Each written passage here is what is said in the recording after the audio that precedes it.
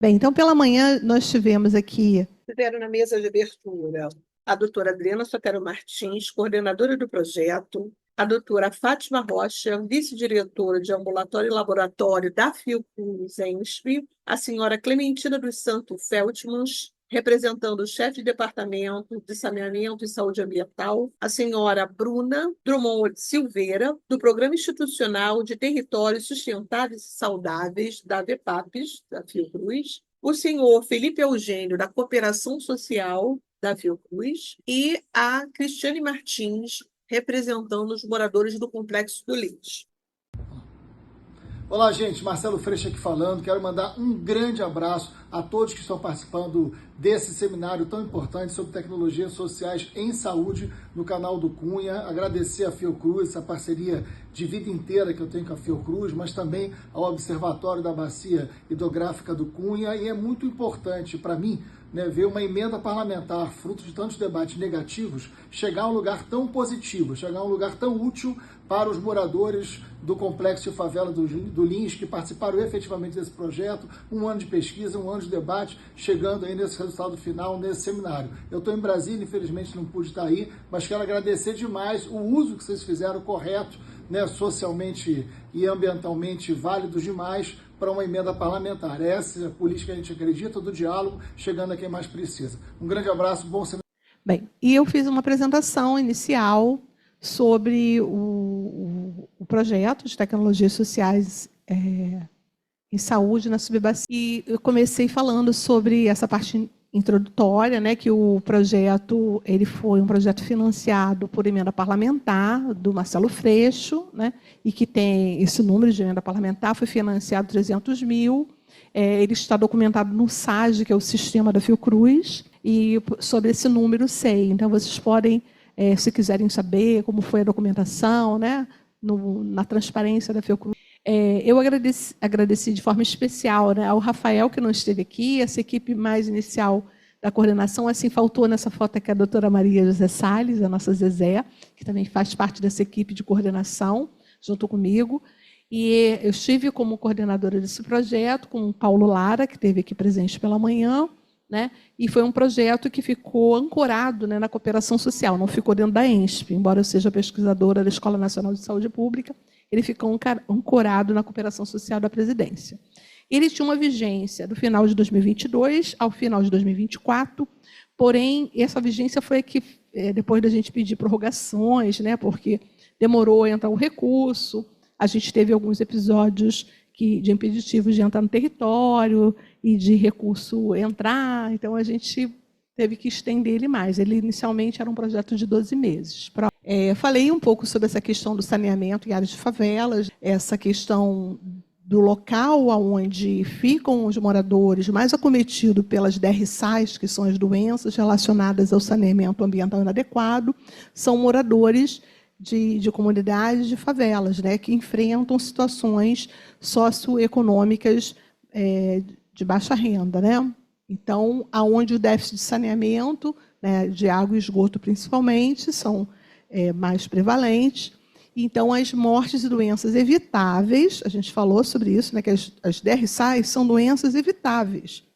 Doenças que, se tivesse o saneamento, pessoas não morriam ou não passariam por essas doenças. Então, esse é um destaque muito importante do ponto de vista da saúde pública, se a gente considerar que os moradores das áreas de favelas são aqueles que estão em condições de vulnerabilidade, então, não só por questão de saúde para DRSAs, mas também por enfrentarem, então, esse déficit de saneamento, por isso que eles são mais acometidos. O Complexo do Lins é uma das áreas que mais tem áreas de favelas, portanto, estão mais sujeitas a gente encontrar esse tipo de doença ali.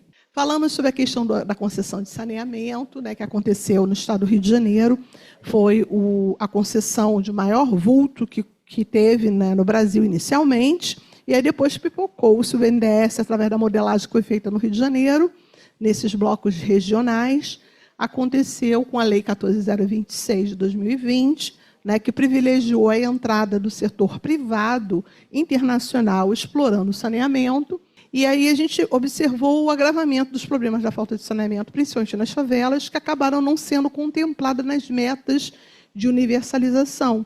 né?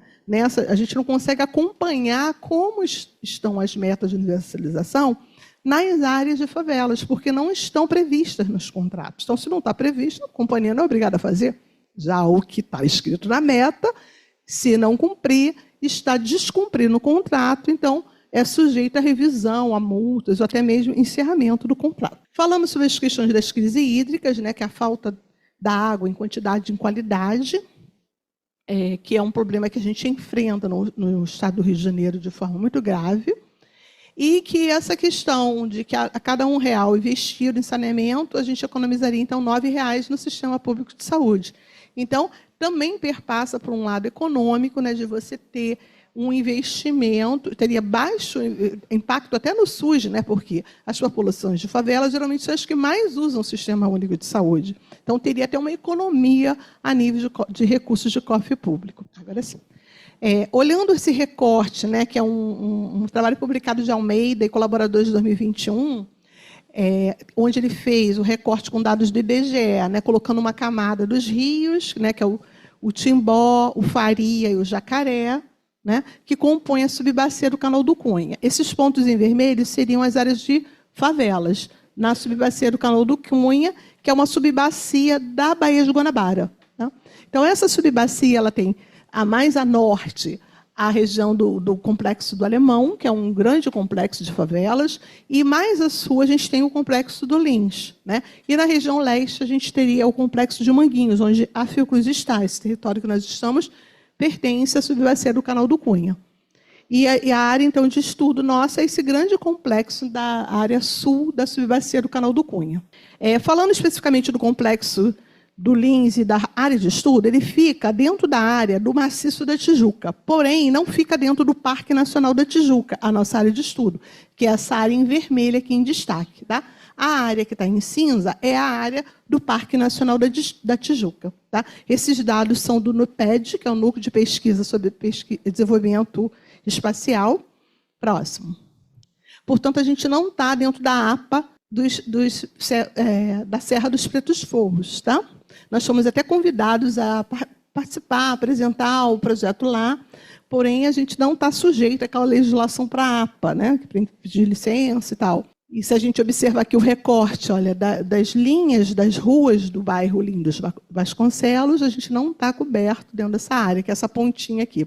Nesse mapa, que é um mapa de Kernel, a gente tem os pontos quentes das regiões onde tem maior densidade de nascentes e que a população informa o IBGE que faz uso de água de nascente. Então, na área do complexo do Lins, muitas pessoas informam, por isso que está bem ponto bem vermelho, está bem quente. Então, tem uma alta densidade de utilização de nascentes como área de água de consumo.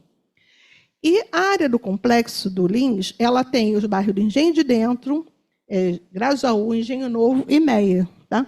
Nós nos concentramos, a maioria dos nossos pontos, na área do bairro do Lins, que é esse bairro que está aqui ilustrado num verdinho mais clarinho. Tá? E esses coloridos são as áreas das comunidades que compõem, segundo o IBGE 2010, o bairro do Lins. Tá? A gente recortou as comunidades do Engenho Novo, do Engenho de Dentro. Tá bom? Durante esse trabalho, a gente fez uma metodologia chamada pesquisação. Na pesquisação, a primeira etapa dela é planejar. Então, a gente faz o reconhecimento de dados da literatura, de dados de trabalhos do Instituto Pereira Passos. Então, todos esses dados de um levantamento bibliográfico é feito ali. E também a gente faz reuniões, oficinas com os moradores para melhor conhecer o território e planejar melhor. Então, é a etapa do planejamento. Depois, a gente passa para a etapa de ação. Aí, depois que a gente estabelece, a gente começa a monitorar e depois a gente avalia. Essas duas etapas aqui a gente fez muito pouquinho. A gente vai continuar o trabalho e vamos fazer mais o monitoramento das nascentes, do sistema de evapotranspiração, que é até fruto do trabalho da Carol Eloy, de doutorado, do programa aqui de Saúde Pública e Meio Ambiente. Nós fizemos, então, um questionário naquela etapa de planejamento, que foi um questionário estruturado, que foi discutido com a comunidade durante oficinas, para a gente saber quais seriam as questões que a gente gostaria, enquanto academia, saber sobre saneamento, e a população também gostaria de saber sobre o seu território. Eu disse que eu botei as fotos do Rafael aqui, porque ele não está conosco, então eu queria trazer ele para pertinho da gente nesse dia, né? Então, no momento do planejamento, a gente considerou os dados do IBGE, que, segundo os dados do IBGE de 2010, nós teríamos isso já também projetado segundo o aumento de domicílios nas cidades. Tá? A gente considerou isso. O dado de 2010, projetado segundo o crescimento de domicílios também para a cidade do Rio de Janeiro. Então, a gente tomou como base isso daqui. E a gente teria 341 domicílios a serem visitados para cumprir 10%, mas a gente considera que a gente tem uma perda estatística de 2%, então para cobrir 8%. Nós identificamos que lá no IBGE só tínhamos 8 comunidades, mas nas nossas oficinas e encontros com os moradores, a gente viu que tinha uma região chamada de Cachoeirinha pelo IBGE, que é chamada Comunidade de Escadaria, e que tinha uma outra parte chamada Cachoeirinha, que o grupo de moradores identificou como árvore seca. Então, a gente corrigiu esses dados, então, em vez de 8, a gente passou a trabalhar com 10 comunidades, dentro do questionário estruturado. Então, foram feitas várias reuniões ao longo desse processo, né, para a gente fazer o planejamento com grupos, né, até destaquei a Tayane, que é a nossa aluna de mestrado, os nossos alunos PIBICs, que é o Rodrigo, que não está aqui porque está em aula, a nossa aluna Natália, que também é PIBIC, que está em aula, e outros colaboradores, como, por exemplo, a Vitória, a Silvia, que já saiu do nosso projeto, acho que foi nossa bolsista, e o Guilherme também, que esteve conosco durante o trabalho com a fase. Então, a gente teve também intercâmbio com outros projetos, principalmente projetos da Rede de Vigilância Popular em Saneamento e Saúde. Então, a gente teve, por exemplo, pessoas da fase, da LAB, né, que trabalharam com a gente também, que interagiram, então participaram também dessas construções em reuniões. Próximo.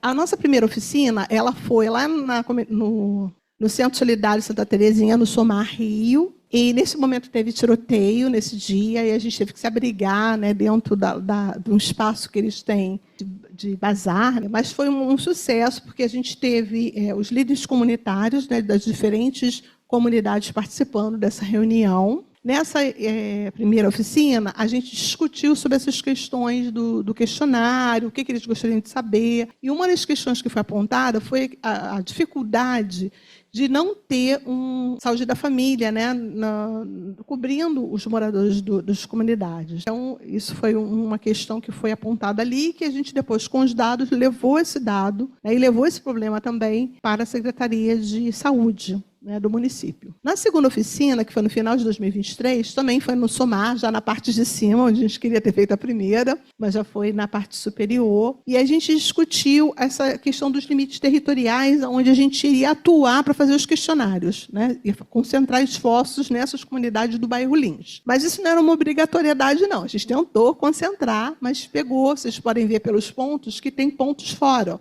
do bairro Lins, mas a maioria estão dentro. Então, em relação aos dados socioeconômicos, em relação à renda abaixo de 2 salários mínimos, nós tivemos, que são esses vermelhinhos aqui, 41%, a gente consegue ver ali no mapa, a distribuição do mapa, que a maior parte das comunidades estão abaixo de 2 salários mínimos. Em relação ao emprego, 40% sem emprego, que são esses dados mais da cor quente, né, do vermelho para o cor de abóbora. Em relação à raça e cor, a gente percebe que 66% são negros, né, entre pretos e pardos, a distribuição dentro do território. Em relação às condições de saneamento para a água, nós identificamos que 64% recebem água todos os dias. Significa, então, que a diferença, né, para 100% não recebe água todos os dias. É uma parcela grande de pessoas, 40 e poucos por cento. Em relação às condições de reservação de água, a gente perguntou essa questão se reservava ou não. Então, 32% anotou que tinha. Em relação à segurança hídrica, né, da água potável, ou seja, se a água não tem gosto, cor e odor, não está em condições, pelos padrões organolépticos, de potabilidade. 82,9% responderam que tem segurança hídrica, né? Em relação à continuidade da água, né? Quem reserva e anotou que reserva, a gente teve 34,2% dizendo que reserva. E aí, desse grupo, uma parte, só 65,8% não costuma reservar, né? Armazenar água, mas a gente observa insegurança hídrica quando as pessoas tem que reservar em outras condições até diferente da caixa d'água. Não que a caixa d'água não seja, também é uma condição de segurança hídrica, né? Mas no Brasil isso acaba sendo geral, né? A insegurança hídrica em relação à reservação é quase, a gente tem esse risco, né? Um país quente. Em relação a tratamento de água para beber, né? Nós identificamos que 19,71% não faz nada, então tentam tomar alguma medida para se proteger, para tratar a água. Em relação à posição das nascentes, porque esse projeto tinha a intenção de saber aonde teriam as nascentes para receber a tecnologia do biofiltro, que vai ser falada agora, né? E aí a gente teve 28,7% relatando que próximo da casa teria uma nascente. E os pontos onde seria. Algumas pessoas sabiam que tinha, mas não sabia dizer onde era. Em relação à questão do esgoto, 50,1% relataram ter vala de esgoto próximo às suas residências. Os sim são esses pontos vermelhos. Em relação à questão dos resíduos sólidos, 42% relatou que não tem coleta, né, coleta fica por muito tempo, que são esses pontos também vermelhos. Em relação ao posicionamento da floresta próximo da residência, 64% relatou que tem próximo à sua residência. Há uma das características também da pessoa relatar que tem floresta perto de casa. É importante salientar até pelo projeto da Tainá, né, das guardiãs das florestas, das matas lá, porque são os povos das favelas que ajudam a preservar também a manter a pé, né, a floresta de pé. Nós participamos do INCOB com um trabalho com esses dados. Aqui foram as campanhas, algumas fotos das campanhas que a gente foi em território para poder fazer análise da qualidade das nascentes. E a terceira oficina, que tratou sobre as questões dos problemas de saneamento e sobre o direito humano à água, onde a gente trabalhou a cartilha que foi financiada pelo projeto da Rede de Vigilância Popular em Saneamento e Saúde, que contou com um contrato com a FASE, desenvolvida por eles, que a gente falou sobre o caminho das águas. Falamos também quem paga, quem pode pagar a água, quem não pode pagar a água. E um dos problemas que a gente apontou nessa oficina foi essa questão da falta constante de água dentro do território, a questão de rompimento de adutora, sobre esse risco, sobre esgotos correndo pelas ruas. É claro que nem tudo é tudo só problema. A gente também falou sobre a vista maravilhosa, né, que a gente tem desse lugar. E esse trabalho de levantamento da qualidade da água bruta, das nascentes, foi feita uma reportagem, né, com cobertura pela equipe do Bruno Huberti. Ele ficou até de querer acompanhar como é que está essa qualidade, né? O Francisco também fez o nosso depoimento na reportagem. E aí a gente falou que 32% dos moradores ouvidos, né, nessa entrevista não têm acesso à água tratada.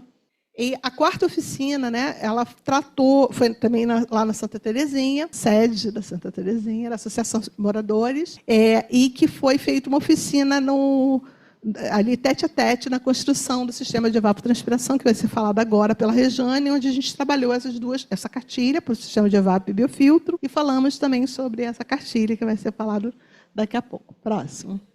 Que são as duas cartilhas, então, que a gente colocou aqui, que vão falar daqui a pouco sobre elas, que está aí no material que está sendo para vocês. Essas duas cartilhas se encontram no repositório da ENSP. Então, se alguém quiser trabalhar com esse material, não precisa pedir autorização, basta pegar elas lá do repositório da Fiocruz e imprimir.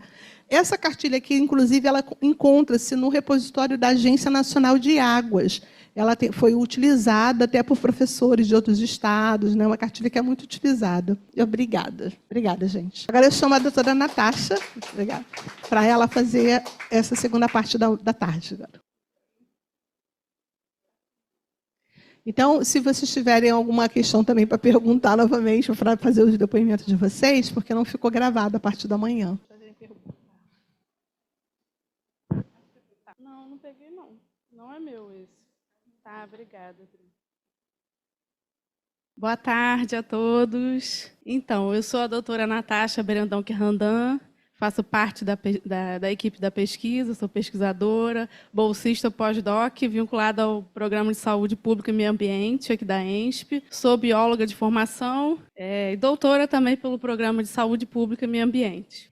Hoje eu vou falar um pouco sobre a qualidade da água, de algumas nascentes que a gente coletou água no território do Complexo do Lins, e também sobre a tecnologia social em saúde e biofiltro. Eu vou falar, então, um pouco sobre a tecnologia de biofiltro, que é uma tecnologia para os moradores terem acesso à água tratada a partir de água de nascentes dos rios, como uma alternativa de água, de fonte de água alternativa, durante a falta de água de abastecimento local na comunidade. E ali são figuras de esquemas do sistema do biofiltro. Aqui é uma figura também que faz parte da nossa cartilha, que a doutora Adriana mostrou, que tem a filtração lenta.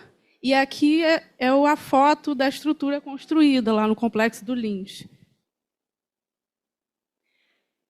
Antes de escolher o local para construir a tecnologia do biofiltro, foi feito um estudo de mapeamento das nascentes. A gente teve a ajuda dos moradores, que fazem parte também da equipe do projeto, são bolsistas, são os moradores que conversaram com a gente, que falaram aqui mais cedo. Eu vou até pedir para eles falarem também um pouco, se vocês quiserem falar, até agora mesmo, durante a minha fala.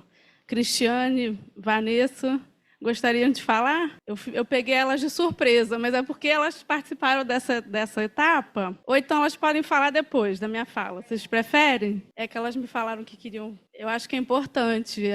A equipe toda do território. Só foi possível a gente subir lá também por conta da Associação dos moradores que participaram da equipe, junto com a academia, né, com os pesquisadores da Fiocruz. Então, gente, a gente participou, né, das etapas da pesquisa, né, do mapeamento ali nas áreas do Lins. A gente não pôde mapear todas as áreas, igual perguntaram a gente sobre o encontro, né, que era só as áreas que realmente tinham a ver com a bacia do Canal do Cunha ali, né, era meio que delimitado. Foi um trabalho de campo bem longo, né, em alguns momentos a gente não pôde ir a campo também por conta da violência, de tiroteio, tudo mais. Então, a gente, né, nesse momento, a gente ficava online, fazia as nossas reuniões, e a gente também teve a fase da coleta das águas, né? A gente foi em campo com a equipe toda aqui, a Adriana, a Natasha, a Rejane, Valdinar, as meninas também da equipe, o Rafael, e a gente ia nos pontos e tinha lugares que a gente tinha como fazer essa coleta e alguns lugares a gente nem conseguia, né? Por conta também da poluição, e eram lugares que estavam inacessíveis também, né, que a natureza já tinha meio que fechado aquela área, mas é isso. E os nossos questionários também, a gente entrevistou muitos moradores de diversas áreas do Complexo do Lins para entender mesmo o perfil, ouvimos relatos também sobre a qualidade da água, né? Eles disseram para a gente que a água sempre apresentou ou odor ruim, ou gosto, né? Que sempre teve isso. E também falaram muito sobre a falta d'água com as novas concessionárias, né? O que mudou depois da privatização, como que era antes e como que os serviços ficaram piores, assim, muitas negligências foram colocadas também dentro da pesquisa, foram faladas. Locais nascentes, né, que eles identificavam e falavam na pesquisa. Sim, eles também foram identificando pontos para a gente, né? Isso mesmo, falando, olha, tem a nascente do Xangô, tem tal lugar, no Coqueiral. Então, assim, pela fala dos moradores, a gente pôde identificar melhor onde estavam esses lugares para a gente poder chegar até esse lugar. Mas é isso. Sou Francisco Valdinar, estou presidente da comunidade Santa Terezinha. Cris, até para vocês terem acesso e saber onde que era, precisou da nossa ajuda, né? Como guia, para acessar lá. A Natasha, a Rejane, as equipes, até para entrar lá tem que combinar com a gente, para a gente, que é a questão até de segurança, para eles terem um acesso mais tranquilo e tudo, então é uma coisa complexa. E graças a Deus a gente conseguiu mapear, né, muita coisa lá, subiu muita dificuldade, porque é uma área muito alta também, para a gente ir lá no ponto de início, né, da nascente mesmo, e a gente fez várias visitas lá, né, em várias partes lá da comunidade, para a gente poder conseguir esses dados aí que elas estão apresentando aí. E eu acho que a participação de nós, liderança, moradores lá, foi fundamental também para a gente poder ter um resultado que hoje, graças a Deus, está legal lá. Já está o sistema implantado lá, está funcionando. Ainda não, né? Tá, vai ter construído, mas já está. O primeiro passo já foi dado na questão, já está bem encaminhado. E agora é a gente concluir ele totalmente e fazer a manutenção dele, que a gente precisa lá. Mas inclusive, a gente levar esse material para lá, para os pontos também, foi um pouco difícil, porque o acesso lá é muito complicado, é uma área fechada, né, de mata, tem muitos animais também lá, então foi uma coisa Teve bastante trabalho, mas a gente conseguiu fazer muita coisa lá. Foi bom. Sim, só para ressaltar o que o Valdinar acabou de colocar, né, os nossos grandes desafios no território também foram esses. Porque, assim, sem a comunidade, sem os moradores, sem a associação de moradores, o Rafael também foi imprescindível também, da Voz do Lins, né, lá da mídia comunitária, para que a gente pudesse estar em campo, né? Porque também tem essa questão territorial, da gente entrar nos espaços, a gente precisa conhecer o lugar, respeitar esse lugar, as pessoas que estão dentro. Então, a gente se preocupa muito com isso, né? De também ter uma devolutiva para as pessoas, explicar o que a gente está fazendo, devolver esses dados para os moradores, isso é muito importante. E foi o que ele disse, né? A gente também teve essa participação muito ativa ali em todos os momentos, né? Desde em alguns momentos a gente chamou os moradores, né? Vocês conversaram com os moradores, fizeram entrevista para a gente poder ter esses dados aí mais conclusivos, né? Ouvindo o próprio morador, para eles explicarem a situação. Isso mesmo. Nós fomos muito bem acolhidos pelos moradores do Complexo do Lins. Valdinar foi uma pessoa assim, muito importante, né? Para vocês terem ideia, o Valdinar levou a gente numa nascente, que subia, ele falava assim, é logo ali, mineiro. Cada vez que ele falava é logo ali, a gente subiu 1 hora. Quando olhava para trás, eu falei, Cris, a gente vai ter que chamar o bombeiro para resgatar o Rafael daqui. Porque o Rafael, ele passou mal real. Aí chegou na hora Aí o Valdinar, logo ali. Aí Chegou um ponto que estava tão distante para a gente chegar na nascente para voltar também. Não dava nem para... Estava muito longe de chegar e longe para voltar de novo lá para baixo, né? Mas a gente conseguiu. E a nossa mente começou a trabalhar, porque as meninas escutaram até o chocalho das cobras. Foi uma coisa assim, bem... E a gente subiu. Chegou lá em cima numa fonte, né? Foi. Que o Valdinar fez todo mundo beber água. Depois a gente descobriu que a água não era totalmente limpa. Por conta dos animais que tem lá, né? Aí, na hora da descida, Rafael deu mortal. Aí eles iam. Eu dei um mortal, assim, violento. E tinha que ser filmado, mas não tinha como, né? Mas a presença da Associação de Moradores, os moradores como um todo, de lá da Árvore Seca, da Cachoeirinha, Cachoeira Grande, foi fundamental em todo o processo. De tudo. Eu mesma sabia de um poço lá, né, do Julião. Isso. Que é restrito, né? Mas a gente coletou água ali a vida inteira. Quando não tinha água na comunidade, era lá que a gente pegava água, mas não conseguimos sem ouvir os moradores mais antigos, dificilmente a gente chega em alguns pontos. São eles que indicam, eles que usam. Eles são ótimos. Inclusive, até hoje, tem morador que pega aquela água direto da nascente lá e, através de borracha, leva para abastecer algumas partes lá. E no nosso questionário, eles falavam muito qual equipe da família, da saúde da família, né, que atendia. E na época que a gente estava fazendo o questionário, nós éramos desassistidos, nós não tínhamos uma clínica da família para chamar de nossa. E hoje a gente tem a clínica da família Elis Abrantes e... Estamos tentando, né? Eu virei a CS por incentivo deles, né? Mais um feito, né, do pessoal da pesquisa, dos amigos. Virei a CS, né? No processo seletivo, eu falei que conhecia o território, já conhecia realmente, só que eu conhecia ainda mais. E eu passei no processo seletivo para agente comunitário. Hoje em dia a gente também leva a saúde, hoje em dia a gente tem uma clínica da saúde para chamar de nossa, e nós temos um biofiltro também para chamar de nosso no Complexo do Lins, que foi um feito, né? É um trabalho pioneiro e eu espero que seja o primeiro de muitos. Para isso acontecer, todo mundo sujou o pé de lama, né? De carrapicho, que foi o acesso lá muito... difícil, né? Eu posso só dar uma ênfase. Gente, só uma coisinha que eu fiquei pensando aqui também, né? É muito importante esses dados, né?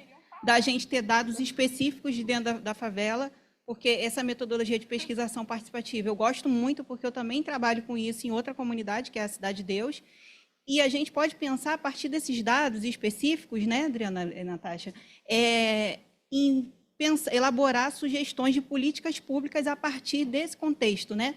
E de produção de artigo, produção de conhecimento também dos moradores, do saber orgânico, do saber periférico, dos nossos saberes. E a gente fazer essa troca, academia e favela, né? Que todos nós temos conhecimento, são saberes que já vem com a gente, e dessa troca ela é muito rica. Então, eu acredito que a partir desses dados a gente pode pensar também o que a gente pode cobrar para os governantes, né? O que nós queremos com as nossas pesquisas, com as nossas produções, com as nossas ações, e é isso, e parabenizar aí também.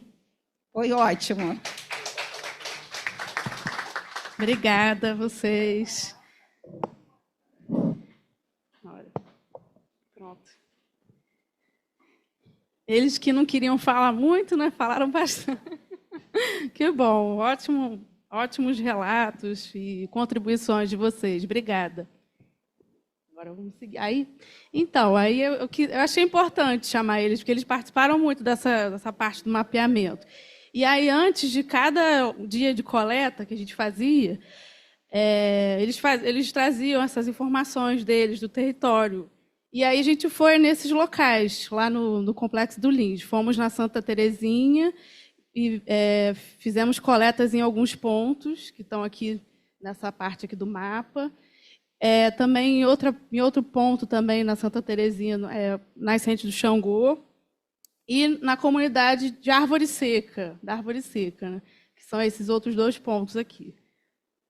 E dá para perceber que essa área da Árvore Seca é uma área que tem casas, né, no entorno. Então, a qualidade da água, a gente já desconfiava que não era tão boa. E aí a gente vai ver mais a seguir. Aqui são algumas fotos desses locais de coleta que fizemos. Essas 4 de cima são na comunidade de Santa Terezinha, a nascente do Coqueiral, ali embaixo a nascente do Xangô, e essas 2 daqui da direita, né, na Árvore Seca. Essas são outras fotos também dos momentos dos dias de coleta de campo, trabalho de campo, dias bem trabalhosos, né? Mas aí tinha locais como na Santa Terezinha, que era no alto do morro do Complexo do Lins, fica a comunidade de Santa Terezinha. Então, e as nascentes mais limpas, né, ficam lá, né, nas áreas mais altas, onde não tem casas que tem falta de esgotamento sanitário, lançam esgoto diretamente. Então, e até um dia de coleta, em abril, foi feita uma reportagem também, como a Adriana já citou. Depois fizemos as análises físico-químicas e bacteriológicas da água. Em campo, a gente fazia análise de pH, oxigênio dissolvido, temperatura e sólidos totais dissolvidos através de uma sonda multiparâmetro. E aí, depois, nos laboratórios de saneamento e saúde ambiental, do Departamento de Saneamento e Saúde Ambiental daqui da ENSP, e também no Laboratório Biotexa, na UERJ, a gente fez as outras análises dos outros parâmetros, que foram turbidez, demanda bioquímica de oxigênio, nitrogênio, fósforo total e parâmetros bacteriológicos, coliformes totais e Escherichia coli. E todos baseados em métodos no Manual Internacional de Análise de Água. Essa foi a equipe da análise que realizou as análises da água, pesquisadores do projeto, pesquisadores bolsistas do projeto, técnicos do laboratório também, e alunos de PIBIC, né, de iniciação científica. Natália Rose, que está aqui, também ajudou a gente, também tem especialização, também já foi aluna aqui da ENSP também. Então, foi uma equipe que sempre a gente ficava lá uma semana inteira analisando a água, depois da coleta. E sobre os resultados da análise bacteriológica, aqueles pontos que eu falei na comunidade da Santa Terezinha, L2, L3, L4 e Xangô, são os pontos que tiveram a qualidade melhor, né? E dentro da classe 3 da resolução CONAMA 357 de 2005, que é uma resolução que dispõe sobre a qualidade de água bruta, que pode ser utilizada para abastecimento público após um tratamento, né? Mas só que essa água não tá boa para poder utilizar para beber diretamente, porque apresentou coliformes, então não está apropriada. E também não ficou dentro do parâmetro de balneabilidade para recreação, né? Já aqueles 2 outros pontos que eu falei, que ficam em áreas mais densas, né, com casas ao entorno, realmente os níveis de bactérias ficaram bem mais elevados, ficaram muito elevados, não próprio para bebê, também não para balneabilidade, também ficou acima do padrão da classe 3, da resolução CONAMA 357, de 2005. Então, os dados são importantes para mostrar que realmente a falta de esgotamento sanitário causa impacto ao meio ambiente, prejudica a qualidade da água, né, do ambiente.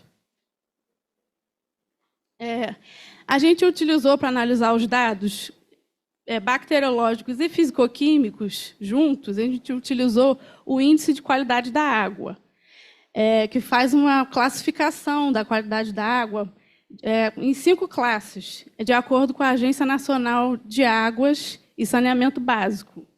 E esse índice de qualidade da água, ele é usado para verificar isso, a qualidade da água bruta, que pode ser destinada para abastecimento público após um tratamento também. E aqui eu trouxe um gráfico que mostra, então, o resultado desse IQA, né, que é o Índice de Qualidade da Água. A gente verificou, então, novamente, que os pontos L1, L2, L3, L4, Xangô, que são lá da comunidade de Santa Terezinha, ficaram com a qualidade do IQA acima de 50, o nível médio acima de 50. Então, estão dentro do nível de águas apropriadas para tratamento convencional, visando abastecimento público. Já as outras na árvore seca ficaram com qualidade de QA ruim, abaixo de 30, né, de QA. Então, nós escolhemos o local, a partir desse estudo, decidimos o local para poder construir o biofiltro na comunidade, né, que foi no ponto L4, lá da Santa Terezinha, que é um local... Por que a gente escolheu? Né? Por conta do IQA, que ficou em torno de, em média, 52 de IQA, e também é um local mais próximo de acesso aos moradores, e também porque não tem lançamento de esgoto direto nessas nascentes. Então, mas como a gente já falou aqui, o biofiltro foi construído, porém ainda não está em funcionamento, porque nós verificamos que precisamos fazer uma proteção da nascente para que a água que entre no sistema do biofiltro seja de qualidade, que não tenha interferência de animais que possam estar passando pelo curso da água. Então, a gente vai fazer essa proteção. Também estamos fazendo uma escada para poder facilitar ainda mais o acesso dos moradores até esse local. E esse vai ser acompanhado ainda em análises futuras, o funcionamento e a eficiência desse biofiltro no próximo projeto, que vai ter continuidade, que deve começar esse ano, né, em dezembro, que a gente vai continuar fazendo esse projeto em outras comunidades no Complexo do Lins, e a gente vai estar acompanhando, fazendo as análises da qualidade da água, do biofiltro, do tratamento do biofiltro. Se você quiser complementar depois, tudo bem. Eu trouxe vídeos. Sim. Uma das razões também da escolha desse ponto, né, do L4, foi por conta como ela falou, né, da proximidade, fácil acesso, né, dessa possibilidade também de a gente construir uma escada que facilitaria ainda mais ainda os moradores, né, no período de crise hídrica ou de falta d'água, dele estar num território também da casa de uma pessoa, de um morador, né? Ele não é ao ar livre, mas um morador que permitiu que os demais pudessem acessar, né? Assim como no estudo da pesquisação apontou esse local como um local de necessidade. Mas a gente viu que outros locais também são necessários, né? Que as pessoas, geralmente das partes mais altas, relatam que é onde, quando falta d'água, é onde que o controle das perdas vão acontecer. Geralmente na área das comunidades, a gente não paga. Então, ali no verão é o local que falta d'água.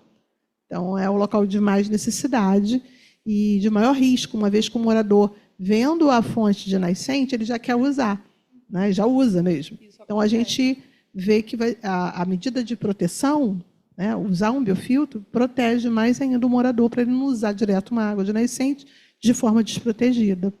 Sim. A gente viu na pesquisa, nos dados, e também na reportagem, né, que foi feita no Globo, mostrou que tem moradores que utilizam já essa água nesse ponto já diretamente. E aí eu queria mostrar um vídeo, ele está colocando aqui para a gente, que mostra a vazão da água nesse ponto. Espera aí, agora vai. Eu trabalho no campo mesmo. pH 6,88. E o outro vídeo. Então, esse vídeo demonstra já a força da água, né? Já demonstra que essa nascente tem vazão, né? Que é um dos requisitos para poder receber um biofiltro também. Aí, esse é um outro vídeo. Desse mesmo ponto, né?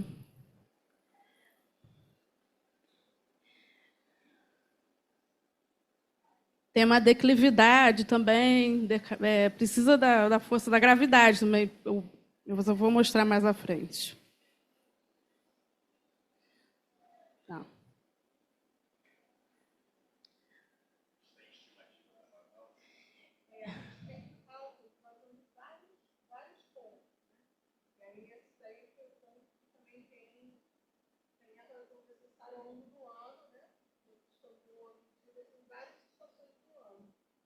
Isso.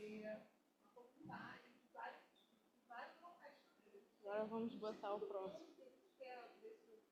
Ai, eu não consegui botar o vídeo lá para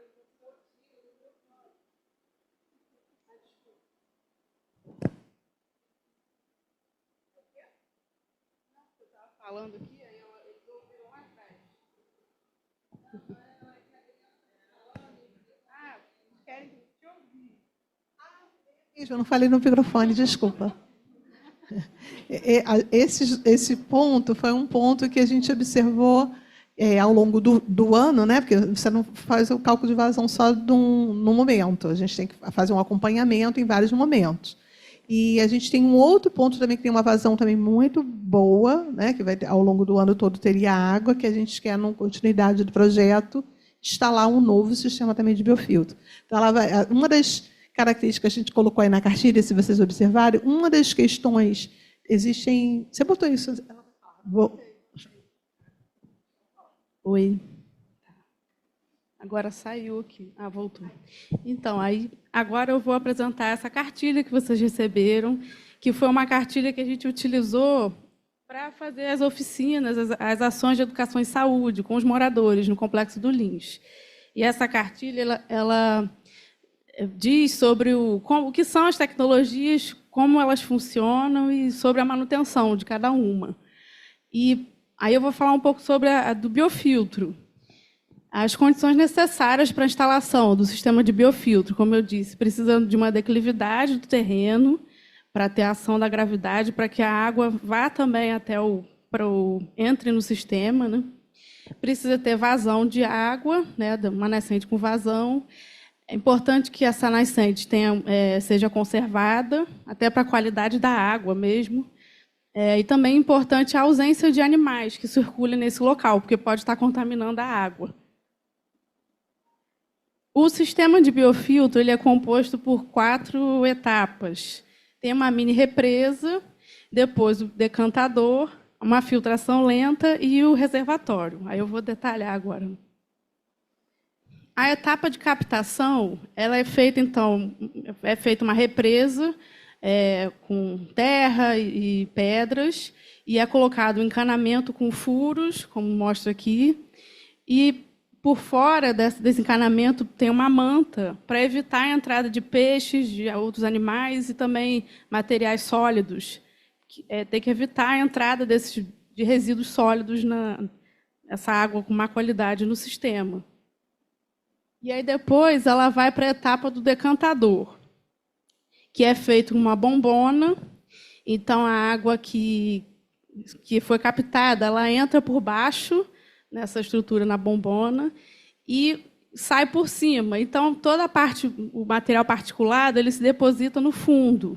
Precisa de um tempo para poder acontecer isso, para areia, materiais mais grossos fiquem no fundo e a água mais limpa vá por cima e vá para a próxima etapa, que é a etapa da filtração lenta. Ela entra através de um encanamento com furos também para poder entrar de forma uniforme dentro do sistema. E aí a primeira camada é a areia lavada, que ela consegue reter sólidos e micro-organismos dessa água também. Depois tem uma camada de mídias biológicas. Essa mídias biológicas é um substrato para bactérias, para a produção de bactérias, proliferação de bactérias que vão ajudar para a decomposição da matéria orgânica que tiver na água. E depois tem o carvão ativado, que também vai ajudar a dissolver matéria orgânica, substâncias químicas e micro-organismos. O carvão ativado também ajuda para tirar o gosto, cor e odor da água.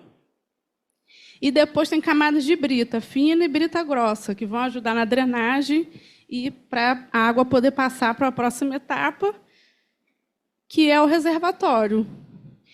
Mas, por enquanto, aqui eu estou mostrando as fotos da montagem do biofiltro, que foi construído lá no Complexo do Lins. Ali, aquela primeira figura colocando as britas, depois o carvão ativado, mídias biológicas e a areia. Esse é o sistema, a montagem do sistema, dessa etapa, né?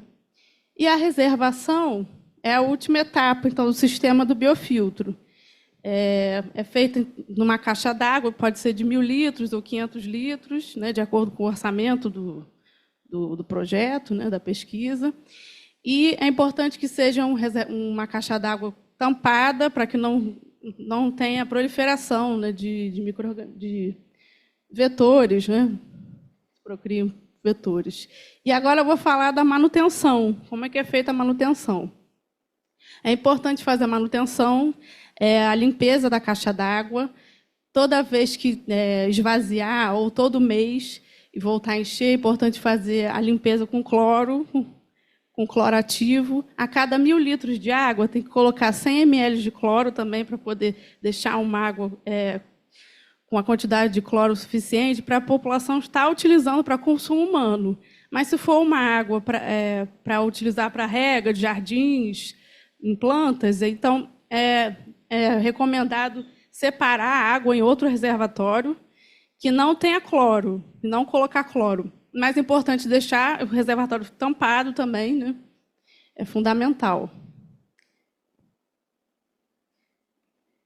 E agora eu vou falar um pouco sobre a outra cartilha que a gente utilizou para poder explicar para os moradores sobre... Vocês também receberam aí na Bolsa, para explicar para os moradores como melhorar a qualidade da água que eles recebem nas suas residências. E nessa cartilha tem explicando sobre a quantidade de cloro ativo para cada quantidade de água que você vai estar utilizando. Por exemplo, 1 litro de água potável, colocar 2 gotas de cloro ativo, de água sanitária, para você poder estar utilizando para beber também. Nessa cartilha também traz o passo a passo de como fazer a limpeza de uma caixa d'água.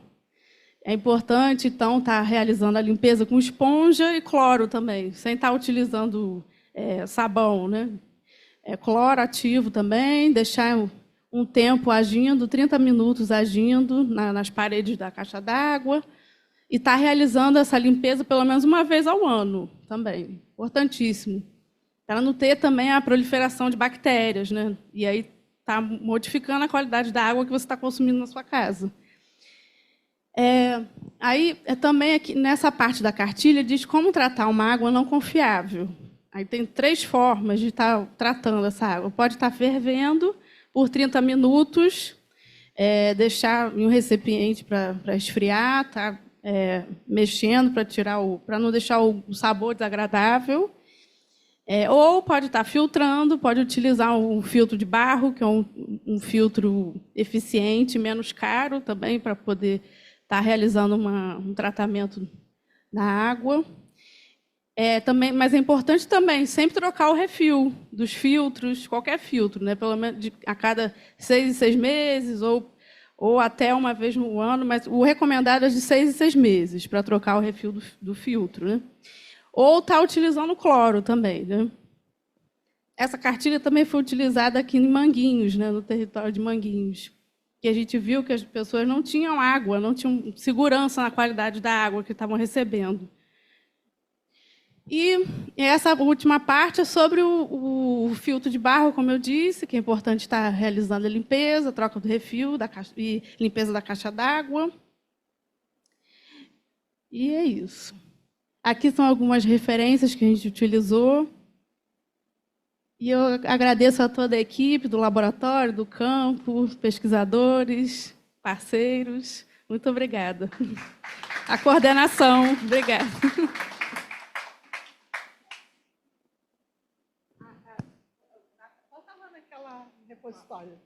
A Natasha colocou aqui o link, ó, na apresentação, tanto do da Ana, quanto mas aquela cartilha também está no repositório da Fiocruz, né, onde fica disponível no arcafiocruz.br. Se você colocar o título da cartilha, ele aparece para poder baixar. Então, qualquer local do Brasil pode pegar livremente, ela é de livre acesso, e pode utilizar, mandar imprimir, né, sem pedir direitos autorais nem nada. Já vai vir, né? Elas têm DOI também, né? Se colocar no Google mesmo, nome da cartilha, ela já aparece. Aí vai aparecer Arca Fiocruz. Porque muitas pessoas vão assistir depois no YouTube, né, essa apresentação, aí pode ter essa dúvida, então a gente já deixa aqui esse esclarecimento da utilização também. Ele quer fazer uma pergunta. Perguntas?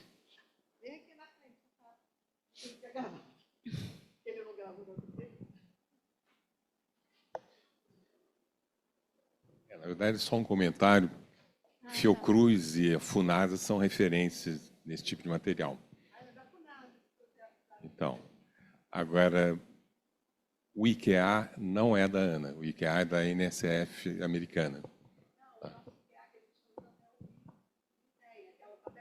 Então, mas é que vem originalmente, só para não parecer que foi inventado pela ANA. Mas está sendo utilizado muito aqui no Brasil. E aí a Agência Nacional de Águas e Saneamento Básico divulga isso. Se você colocar no site da ANA, tem essa tabela lá do IKEA. Que a origem tem todas as informações do IKEA, todas as classes. Passando por cima de quem Mas sim, inventou. foi um método trazido lá de fora. Deixa eu aproveitar que eu já fui morador, não do complexo, mas do Lins.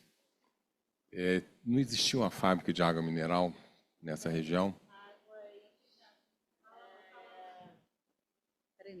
Tá vendo? Tem memória. E ela continua a funcionar? Ainda tem. Porque tem uma fábrica no Lins, ali dentro da serra, né? Dos Pretos Forros, que se chama Água Santa. Então, é um território que mostra o quanto de nascentes e de água, de produção de água tem naquele território, né?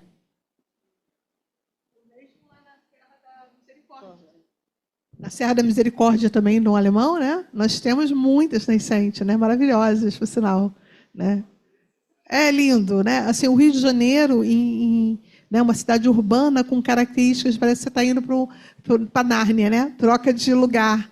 É muito bonito o local. Né? Lá no Xangô mesmo, na Cachoeira do Xangô, né? Tem esse nome maravilhoso, né? Não é à toa que homenageou o orixá. É um local também que tem muita pedreira, né? Muitas pedras. E é um local também, não só por ser santo, mas é um local belíssimo, né? De a gente se banhar. Pena que se ele pedir autorização para entrar, né? Muitas das vezes. Yuri, fala aqui. Próximo, depois é o Yuri. Fala aqui, meu companheiro.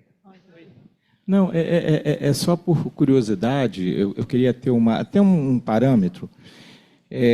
Eu moro do outro lado do complexo, eu moro ali na freguesia. Né? Então, passo ali diariamente na Grajaú de Jacarepaguá, há muito tempo.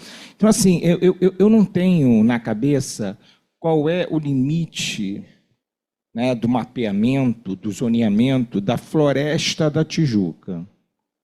Está claro?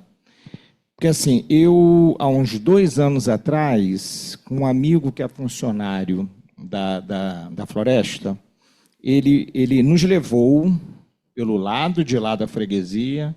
Para quem não conhece, vá conhecer. Mas se tiver um contato, melhor ainda.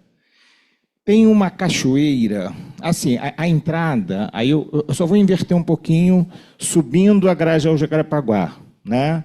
O hospital Cardoso Fonte, tem até uma guarita ali, que é da floresta, mas não funciona. E no lado direito, que tem até também uma comunidade... Pois é, aí o que acontece? Pois é, então, assim, quando você anda ali mais ou menos uns 100 metros, tem a entrada oficial do Parque Nacional da Tijuca. E aí, óbvio, nós entramos com um funcionário conhecido e tal. Gente, você não tem noção do tamanho da cachoeira que tem lá. Lá, inclusive, tem um reservatório antigo, da antiga... Eu não sei se era SEDAI, é de 1902, 1903, mas assim, o volume de água é impressionante.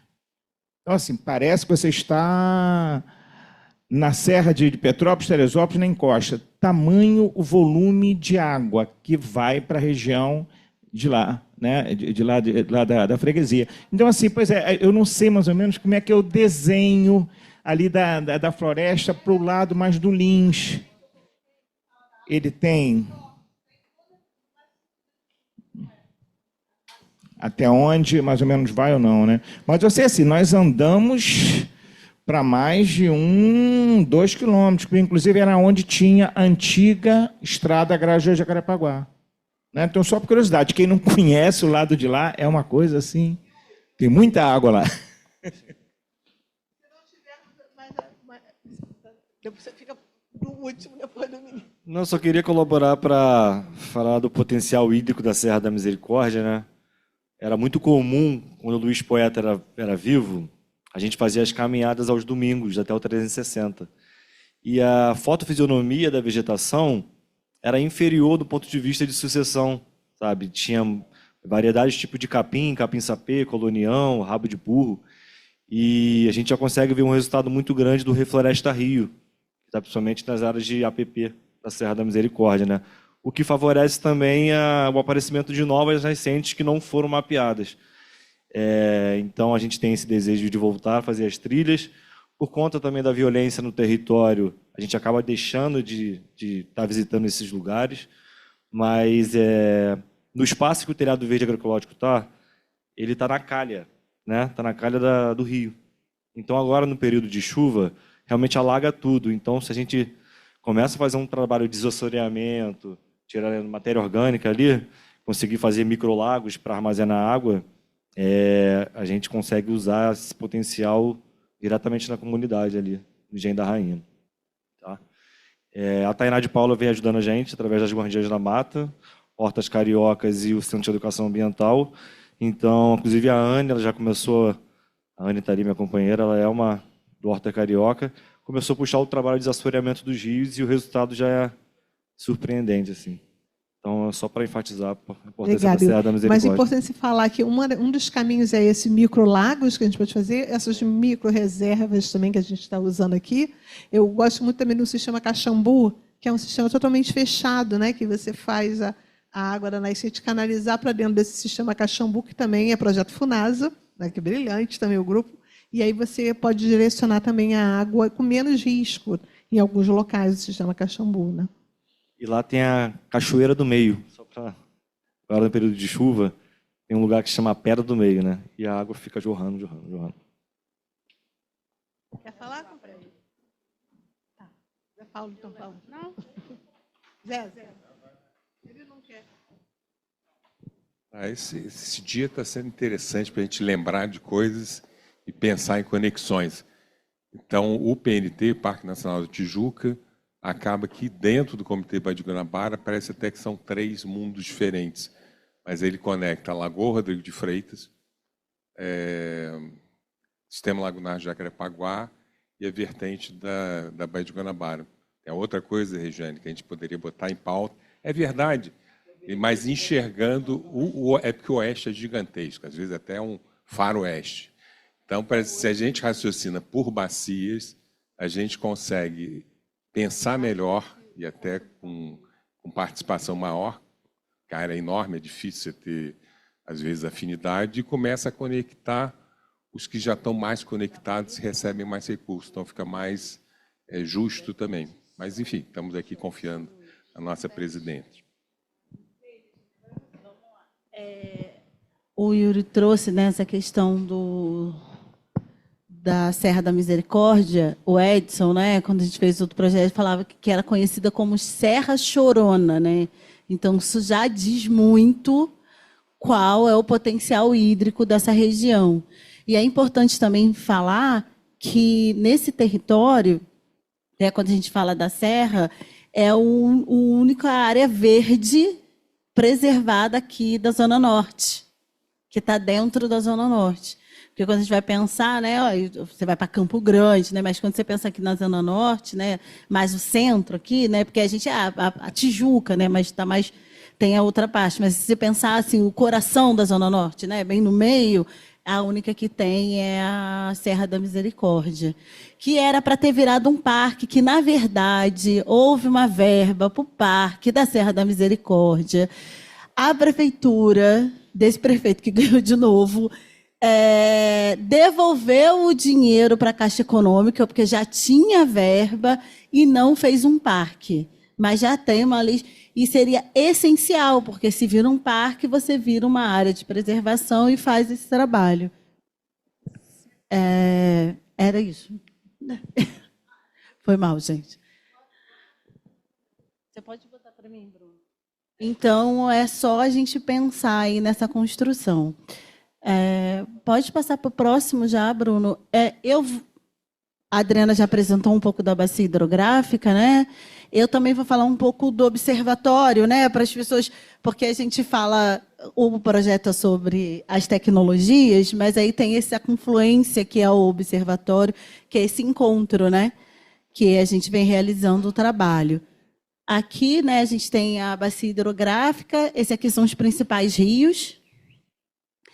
E ali são os bairros, né, que são 37 bairros, aí como vocês podem ver, uns são totalmente dentro da bacia, está totalmente dentro da bacia, e outros parcialmente. Mas a gente vê ali a quantidade de rios que passa aqui só dentro dessa bacia hidrográfica. Pode, próximo.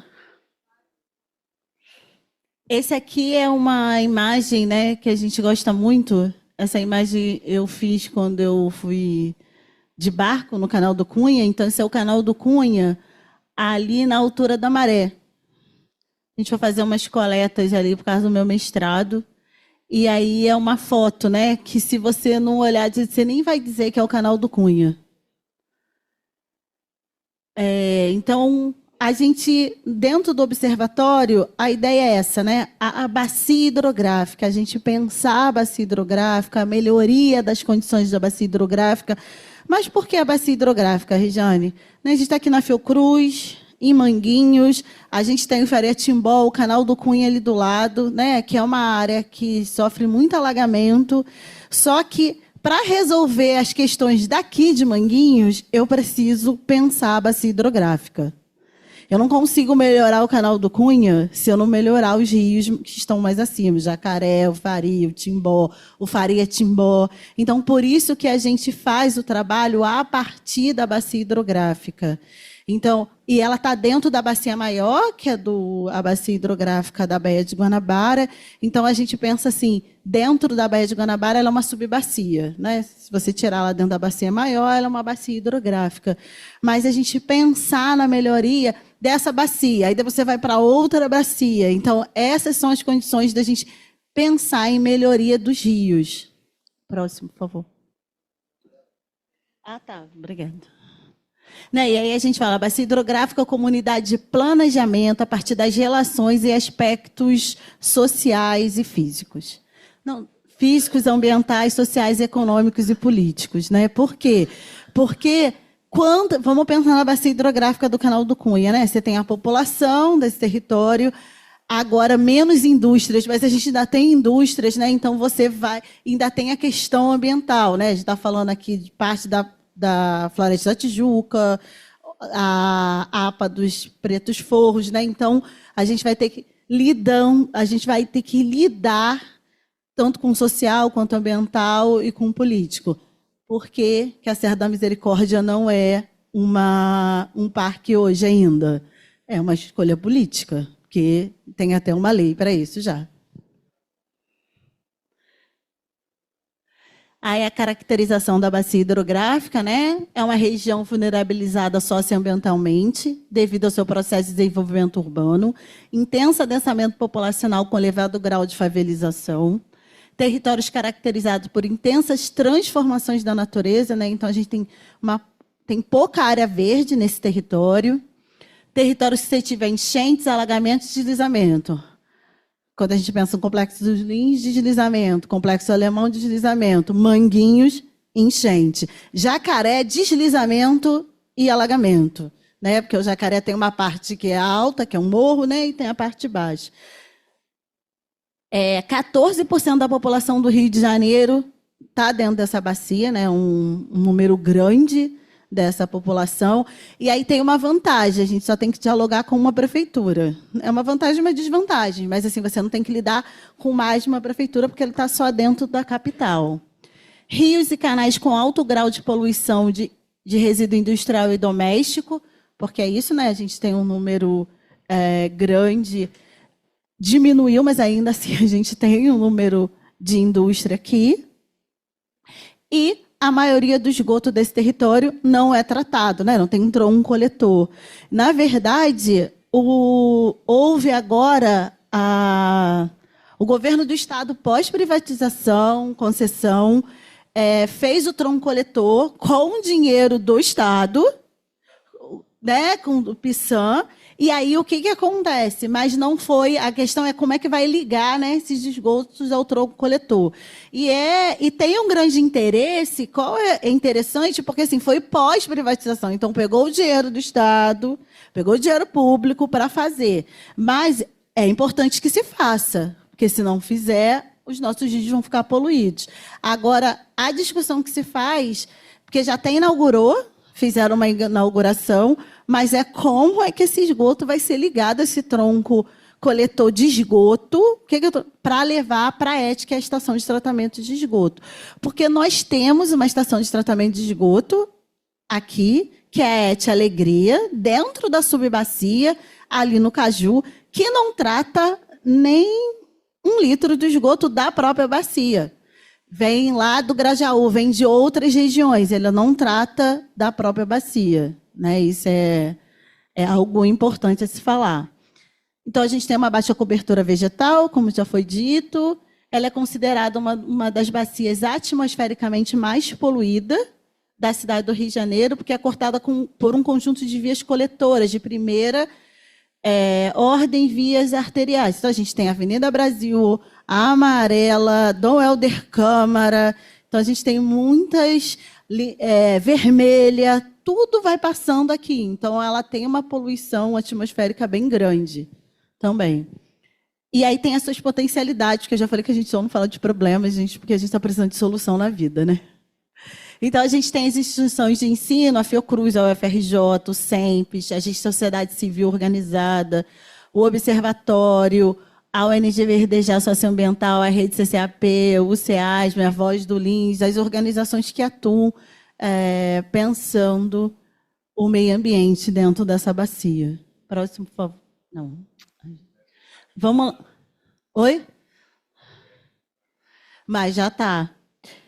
O Faria-Timbó, né? Aqui a gente está falando das condições dos rios. Aquela imagem que está um pouquinho mais distante, que no primeiro momento está bonita, ali do lado, porque a gente tem ali uma barreira ecológica, ali no canal do Cunha, ao lado do Complexo da Maré.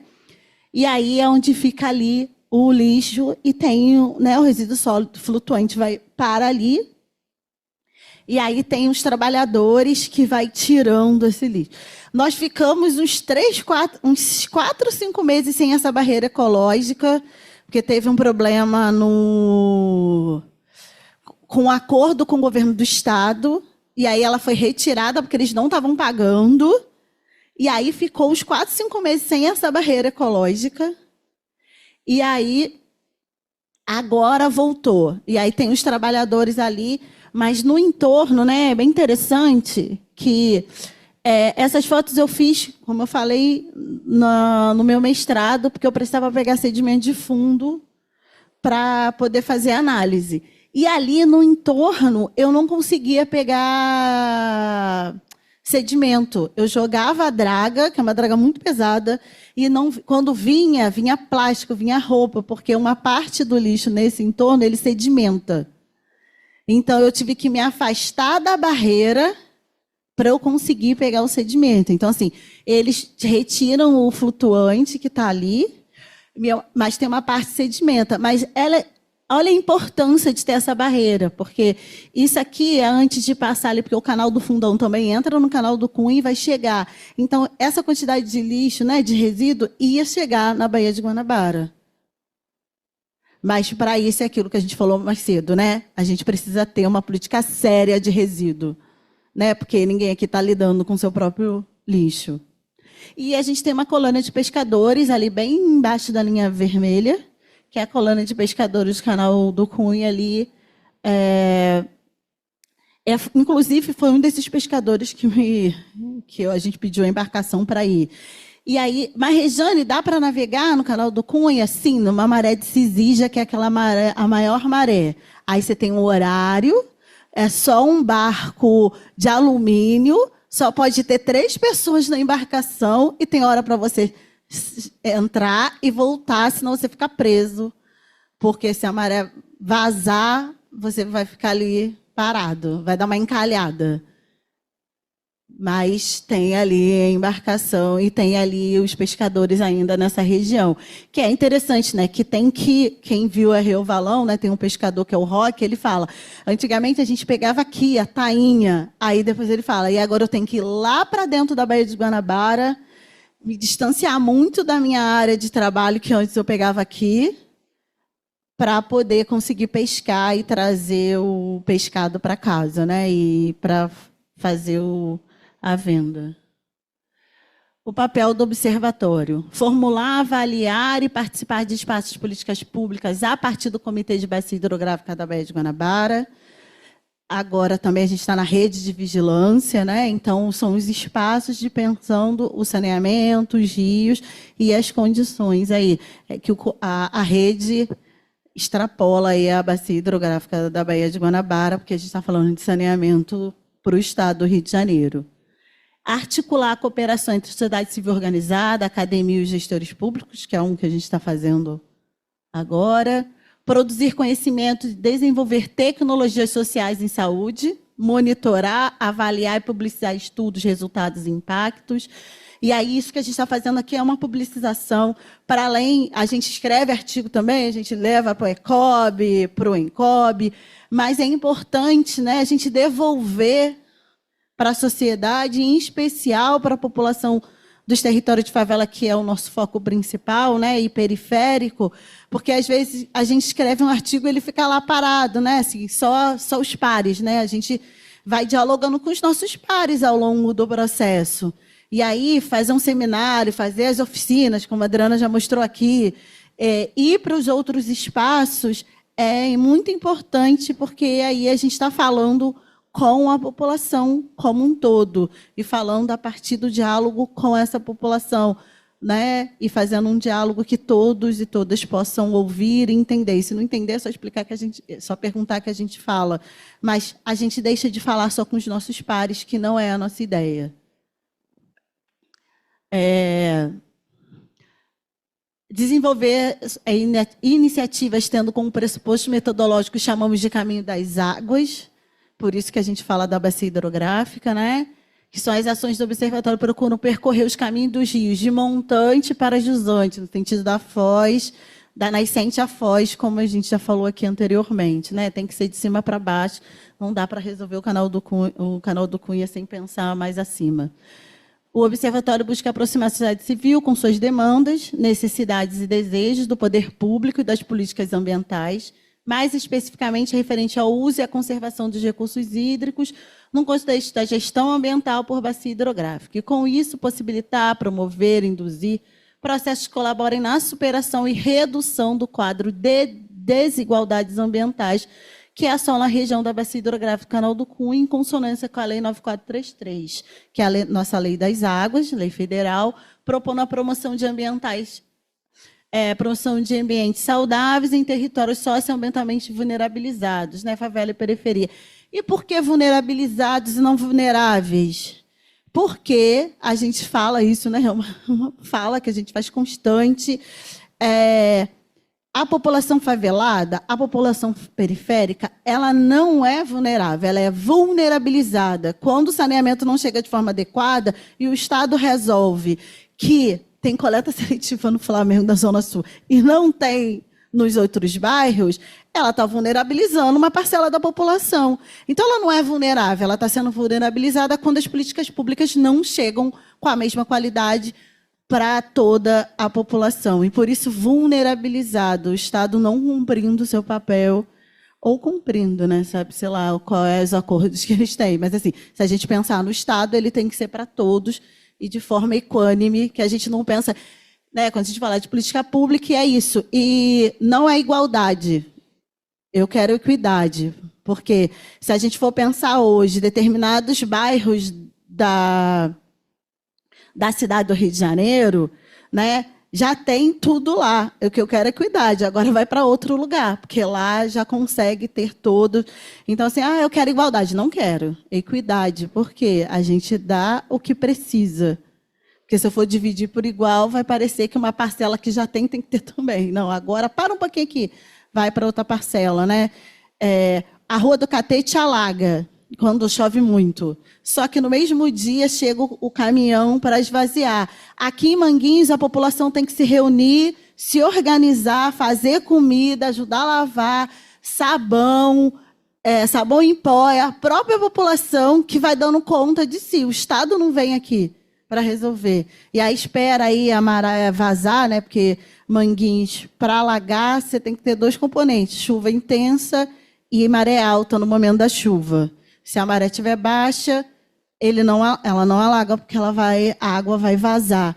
E aí o que a gente vê é a própria população se organizando, que é o empreendedorismo da garrafa PET, né?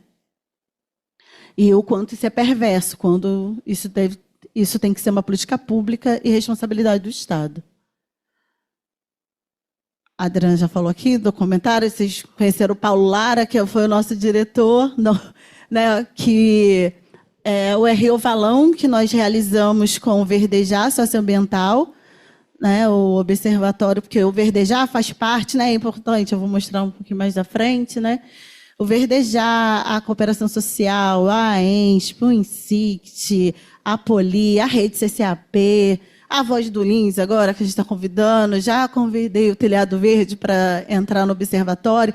A gente não tem um CNPJ, não é um espaço, né, físico, é um local com quem realiza ações dentro desse território aqui da bacia hidrográfica, para que a gente possa buscar as melhorias, né? E aí, em 2017, a gente lançou o RO Valão, pensando um processo de educação de bacia hidrográfica, pensar em águas com a juventude. Por isso, foi um processo que o Comitê de Bacias fez junto à Agência Nacional de Águas. Quando a gente teve o ENCOB, que é o Encontro Nacional de Comitês de Bacia, a gente disse, olha, cadê a juventude? Como é que a gente vai melhorar as condições da água se não tem a juventude? Né? É o futuro, a gente precisa estar dialogando isso junto. No ano anterior, a gente teve um ENCOB, no outro ano eles lançaram o edital, que é a ANACAPES, né? A Agência Nacional de Água e a CAPES, e a gente concorreu a esse edital e a gente ganhou e aí realizou o RO Valão aqui pela Fiocruz. A Zezé está me lembrando aqui que a gente também fez um curso com os jovens e a gente fez um trabalho com... Quem não viu o RO Valão, vejam. É muito legal, estamos todas nós lá.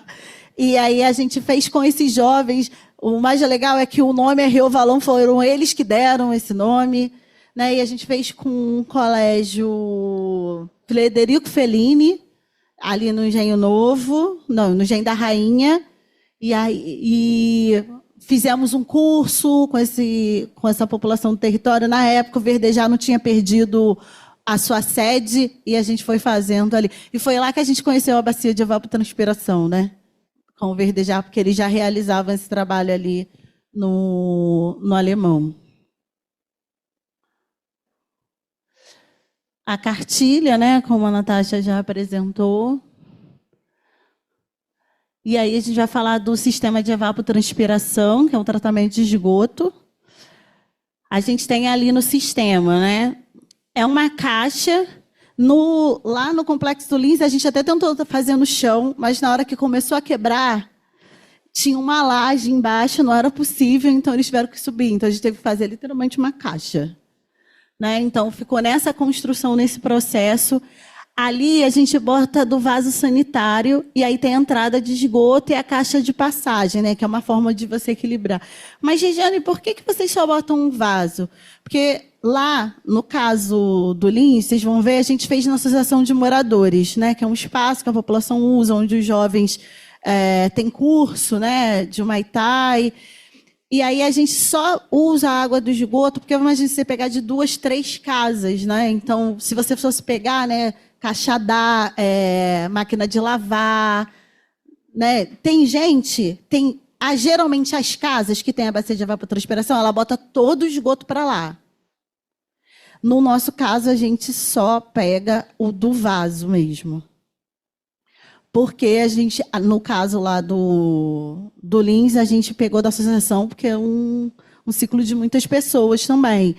Mas tem gente que coloca tudo, mas a gente só pegou a do vaso para tratar a água, que é uma forma de... Mas, Regiane, por quê? Nisso, a gente já está diminuindo um esgoto que iria para aquela dos rios ali próximos, que impactaria toda a bacia, que chegaria na Baía de Guanabara. Então, e aí a gente ainda tem um processo que você tira entulho do entorno. Então, a gente usa aqueles negócios redondos que vocês estão vendo, são pneus. Então, você já tira esses pneus, vai na borracharia, consegue os pneus, coloca o cano, tem aquela tampa de inspeção, né, que você pode olhar. Aí as árvores, né, tem outros ali, mas a gente fez com a bananeira. O solo em cima, uma tubulação de perfurada em volta por pedra, brita para extravasamento, né? Porque vai no momento de chuva intensa, né? Então tem que ter um espaço para extravasamento. Areia grossa, a brita, entulho de obra e ductos dos pneus e a fileira de pneus. Então, esses entulhos de obra não pode ser entulho pequeno, né? Porque não pode ser terra, porque ele vai compactar, né, ao longo dos anos. Então, você vai botando aqueles entulhos mais grossos ali no entorno dos pneus. Vocês têm aí todo a cartilha que está com vocês, e aí tem ali o corte longitudinal do sistema e o corte mediano, né? Como é que fica ali o processo. A gente também faz a impermeabilização, né? Nesse caso, a gente tinha a manta Perlon, né? E a gente, além de ter impermeabilizado, a gente botou a manta dentro da caixa. Vocês vão ver na foto, que a gente tirou a foto ainda com a manta um pouquinho aparecendo, para contribuir... Oi? A PEAD, mas foram duas, aqui eu esqueci o nome da outra. E a Perlon, a gente colocou as duas também dentro dessa caixa, de forma a vedar mesmo essa caixa. Pode passar para a próxima. Pode já para a próxima. Pode ver. Aí aqui, volta um pouquinho. As nascentes, né? A Natasha já falou. Aqui são 3 pontos diferentes de nascentes que nós vimos na comunidade, né? Aqui é a do Xangô, mas um pouquinho mais para baixo. Aqui foi uma... Qual era o nome? Eu não lembro o nome dessa comunidade, fugiu. A Árvore Seca. E aqui na Santa Terezinha, aqui do cantinho, que é a última ali, foi aonde a gente instalou o biofiltro que a Natasha já apresentou aqui. Gente, cismei com o próximo na minha cabeça. Aqui é a bacia de evapotranspiração antes de colocar as plantas, né? Antes da gente colocar. Aqui a associação está do lado esquerdo. Então, ali já tinha toda a tubulação, tá vendo? As mantas estão do lado de fora. Dá para fazer sem as mantas, gente, é só... Aqui é porque a gente já tinha, porque a gente ia fazer de uma outra forma, que seria no chão. E aí a gente colocou ali na caixa. Ali, estava explicando, o Valdinar estava montando, ele foi e botou ali os pneus para as pessoas entenderem como é que estava a posição, né, dos pneus ali.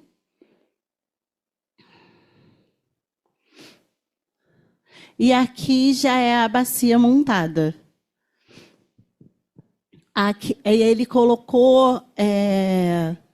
ele trouxe essa bananeira menor, que como a caixa era menor, né, ele falou, vamos pensar numa bananeira nanica, né? E ali do lado tem uma outra bananeira, só que é um pezinho menor, né, para ele ir crescendo. E qual é a ideia? E ele botou essa... Eu esqueci o nome dessa planta. Não, essa maior aqui, essa planta menorzinha também que ele colocou, porque a taioba. E por que tem que ser essa? Eu nunca lembro esse nome. Por que são esse tipo de planta, né? Porque elas, que a gente chama de latifoliada, porque ele é um círculo fechado. Então você não tem o esgoto não vai para um lugar, ele vai ficar ali dentro desse ciclo. Então, a gente precisa de plantas que sejam latifoliadas para perdendo, né? Para ir evaporando essa água que ela vai tirar do solo. E aí a gente bota uma menor e uma menor e uma que vai ali ainda, tem um pontinho ali, ó, no cantinho, que é outra também para fazer, que aquela ali vai crescer também, e vai fazendo o ciclo. E a bananeira a gente sabe que não tem semente, né? Então daqui a pouco vai nascendo outro, ele vai tirando, porque a bananeira só dá um cacho, né? Então aí depois vai mudando aí no ciclo. Vocês estão com a cartilha, eu lembro que o Valdinar, uma vez que a gente ia lá, ele estava com a cartilha debaixo do braço, assim, não, deixa eu olhar aqui. Aí, na dúvida, ele ligava para a gente. Então, a cartilha, né, a Adriana falou que tem na internet, mas a física fez toda uma diferença ali no processo, porque no meio da obra, imagina, ter que abrir um celular, às vezes você está num ponto que o celular não pega, né? Então, ele ali, a cartilha dele, ele andava com a cartilha debaixo do braço para ir fazendo ali o trabalho da bacia. E aí, tem ali o banheiro ali do lado, e aí... o esgoto, tanto aí nesse caso o esgoto do vaso e da pia também vai para esse território. E aí é num lugar que eles vão tomar banho ali, né? Então todo o esgoto que vai ser produzido ali vai ser tratado aqui nessa bacia de evapotranspiração. Aí às vezes as pessoas falam assim: mas nem todo o território de favela dá, mas tem lugares que dá, né? Tem lugares que tem espaço, mais para a população da favela, é mais interessante ter uma bacia de evapotranspiração do que mudar ela lá para não sei quantos bairros para fazer uma obra de saneamento. Se a gente for pensar no padrão, né, como são as obras de saneamento, ela vai expulsar uma parcela considerável da população para outro lugar, vai colocar em outro bairro, e aí a gente já sabe quais são todos os problemas para a classe trabalhadora, né? Pode passar para mim, por favor. É isso, gente. Aqui tem o nosso Facebook, Instagram e o e-mail do Observatório.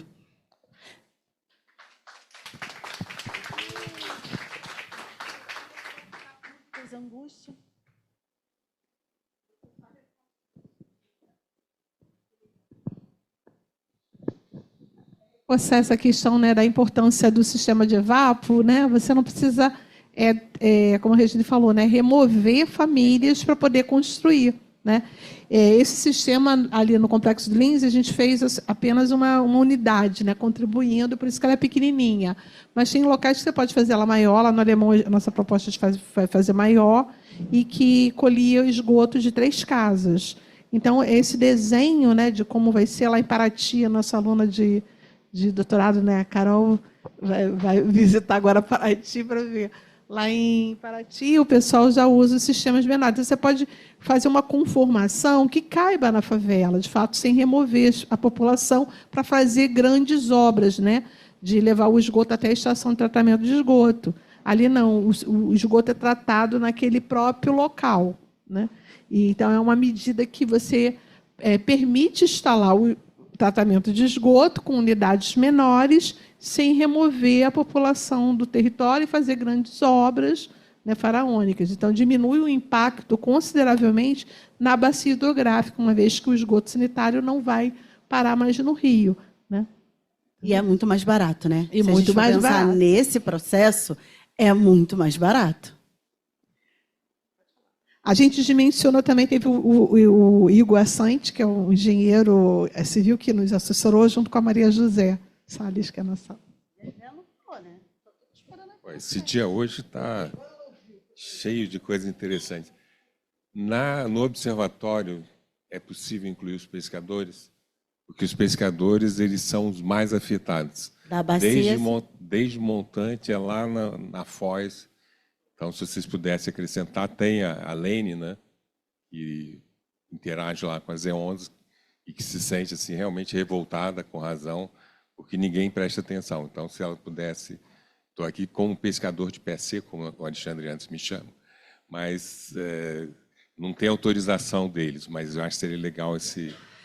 Desde que seja da bacia hidrográfica, muito nesse sentido, né? Porque não é, tá excluindo, a gente tem um foco nessa bacia, porque a ideia é a gente poder fazer a melhoria por bacia, né? Porque é muita coisa. Na Maré são 5, né, que a gente fez aquele mapeamento. Dos pescadores, né? Isso. Sim. Mas então, a maré toda não está na bacia hidrográfica. Mas só uma parte. Então pode ser da Vila do João, né? Essa aqui essa região aqui, porque a parte da maré de lá não está dentro da nossa bacia hidrográfica. Tem uma parte, só um trecho da maré que está dentro da bacia. Certo. A gente já fez aqui no início que a gente, nós já tivemos vários nomes, né? A gente já foi o grupo dos povos da bacia hidrográfica do Canal do Cunha. A gente já foi alguns nomes, até a gente chegar no observatório que a gente falou, nossa, chegamos no nosso nome, porque é esse processo, né? Da pesquisa, da parceria, do fazer com e não para, né? É fazer junto com os moradores, porque essa pesquisa que a Adriana trouxe aqui antes, uma das perguntas que a gente faz é assim, você usaria? Porque tem uma coisa, né, de que as pessoas geralmente chegam com as coisas prontas para os territórios de favela.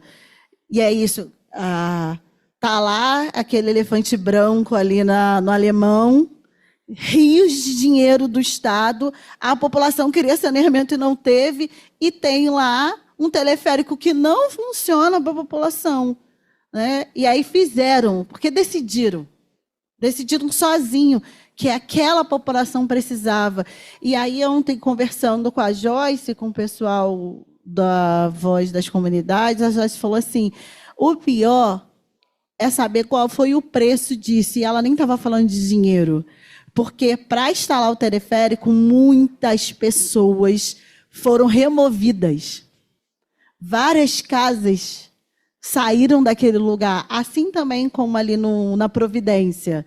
E aí depois fica aquela coisa lá, que ninguém usa, as pessoas ficaram sem suas casas, sem a sua história, né? Tem aí a música O Meu Lugar, do Arlindo Cruz, que diz, né? O lugar, ele faz toda uma diferença, né? Tem a sua história ali. E imagine um dia falar, tem que ter um teleférico aqui, para os turistas passarem por aqui, e você vai ficar sem sua casa. E aí agora está lá aquele monte de concreto lá, sem uso.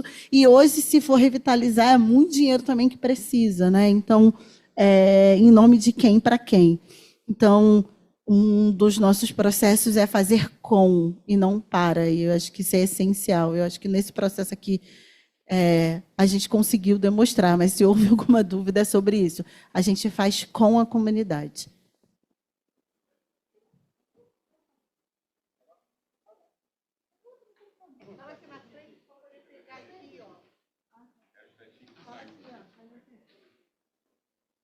Faz aqui.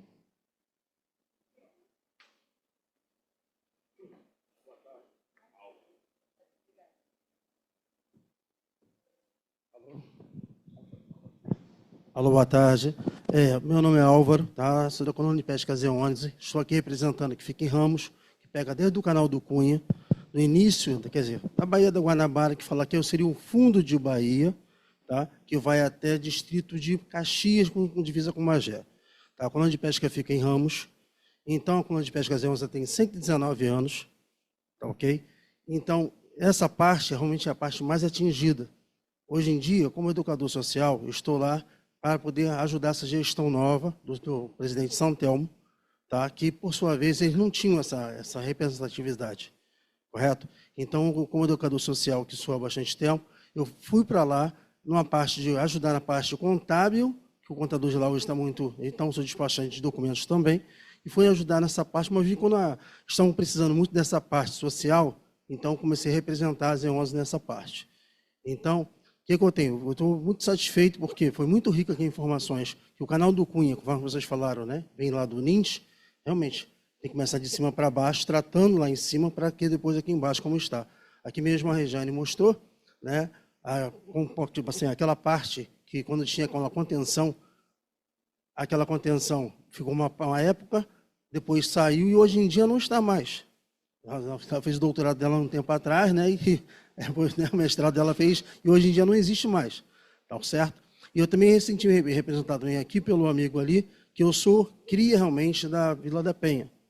Se nasci em Piabetá, né, filhos lá de pessoas lá do Rio do Ouro, Fumaré Mauá, filho de pescador. Hoje estou encontrando minha origem novamente, certo?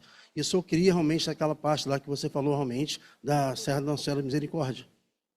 Tá? Aqui, por sua vez, veio realmente uma federal imensa para fazer realmente um parque que vias políticas realmente não foram usadas. Uma parte foi desviada.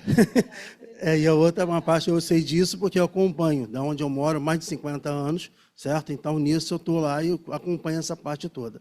Tá? Então, eu estou aqui representando essa parte da colônia de pesca Zé Onze e quero contribuir cada vez mais. Hoje em dia estou na parte da Baía da Guanabara, do Comitê Suboeste, né? Junto lá com a Regiane, estamos lá representando e vamos evoluir cada vez mais com essa parte de conteúdo. Mas eu queria agradecer também ao professor José Paulo, tá, que falou várias vezes aqui dos pescadores, mas eu estou aqui representando a colônia de pesca, não só a colônia de pesca Zé Onze, como todo pescador no estado do Rio de Janeiro. Tá bom? Assim, para que eu puder contribuir, estou aqui. Tá bom? Obrigado mais uma vez. Um dos eventos, a Adriana também estava, a gente realizou com os pescadores. Você lembra que a gente fez lá na Politécnica, que foram os pescadores da Baía de Guanabara. E aí eu lembro que a gente convidou o Alexandre Anderson. E aí eu estou esperando, a gente organizou tudo. Aí vem a polícia com um fuzil. Eu falei, gente, por que a polícia está aqui dentro? Porque, na época, o Alexandre Anderson ele recebe várias ameaças de morte, e, nesse período, ele estava com a segurança da escolta da Polícia Federal. Segura para mim, Nath, por favor. E aí ele chegou, aí na hora, primeiro eu não entendi, né? E aí, quando o Alexandre Anderson chegou, eu falei, é a escolta dele. Não é que ele não esteja ameaçado de morte, ele continua, só que ele disse que ou ele ia morrer trancado no lugar ou ele ia morrer lutando.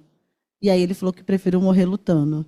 Esperamos que não, que ele não morra. Mas que é isso, né? E aí ele continuou a militância dele. Então, os pescadores são essenciais, né? Porque a gente acabou de passar na Baía de Guanabara, teve um acidente, foi um acidente mesmo, né? Entre dois caminhões no Rio Suruí e Magé. E os primeiros a chegarem foram os pescadores. E assim, era um caminhão com gasolina e diesel, e o outro era emulsão asfáltica. Um caminhão caiu literalmente dentro do rio. Os pescadores os pescadores foram os primeiros a chegarem. Foi eles que tiraram o motorista de dentro do rio, falaram para o motorista, não fica perto do caminhão, ligou para a prefeitura, ligou para o INEA e foi articulando tudo. Nós fizemos algumas reuniões no comitê, né, para contribuir, porque, de fato, o que aconteceu de competência do comitê, porque estava dentro do rio, porque a gente não trabalha com a Baía de Guanabara, a gente trabalha com os rios que drenam para ela. Né? A gente não é responsável pelo espelho d'água, a zona costeira. A gente tem uma câmara técnica, costeira, a gente faz todo um trabalho, mas nós é água doce. né? A gente tem uma câmara técnica, a gente faz todo um diálogo, a gente vai todo por um processo. É essencial, a gente tem uma preocupação com a Baía de Guanabara, mas aquilo que eu falei anteriormente, que a Adriana até fala agora porque não ficou gravado, se a gente resolver os rios que drenam, a gente vai resolver o espelho d'água da Baía de Guanabara nesse processo.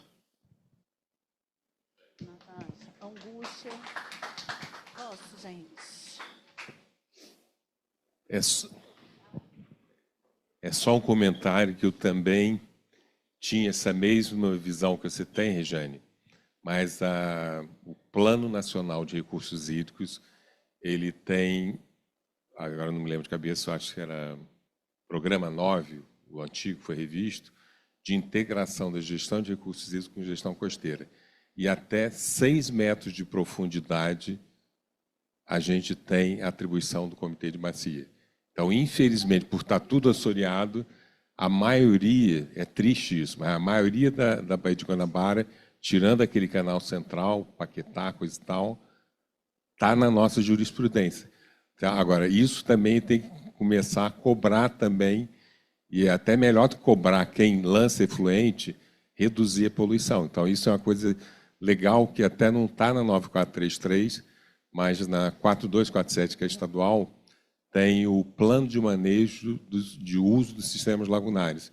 Por que não ver essa Baía de Guanabara, que é mais rasa, como se fosse uma lagoa? Não é mais como se fosse. Então, qual é a vantagem disso? A gente está vendo usos diferentes. Então, Jacarepaguá é fácil de ver.